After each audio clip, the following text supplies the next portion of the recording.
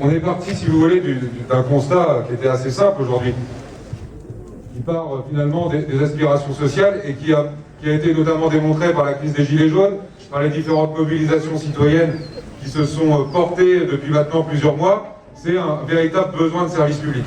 Et cette ligne ferroviaire Caen-Flers, qui est sous les ronces maintenant depuis une trentaine d'années, elle montre toute sa pertinence justement sur le développement vertueux de nos territoires.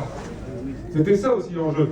Et donc l'enjeu de réponse, c'est pas de savoir si effectivement cette ligne va rouvrir, c'est quand. Et aujourd'hui, les actions citoyennes que nous menons, la bataille des cheminots, et je pense que Laurent y reviendra, sur le développement du service public, en lien avec les usagers, permet aujourd'hui d'aller à la bataille, à l'offensive sur ces questions. Mais nous avons également la nécessité d'interpeller celles et ceux qui ont la décision aujourd'hui. L'État en premier lieu, hein, bien évidemment, la SNCF, entreprise publique, la région, puisque, comme vous le savez, le transport régional de voyageurs est aujourd'hui une compétence de la région. Il est évident que, je vois aussi quelques candidats parmi l'assistance, on aimerait bien également aussi les entendre, je pense, pendant le débat, évidemment, sur leur position et leur vision du TER demain dans la région.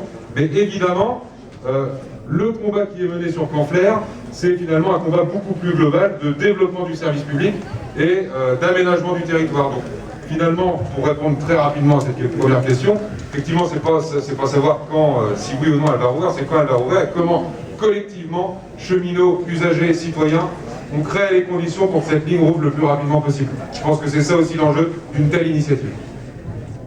Merci Alain.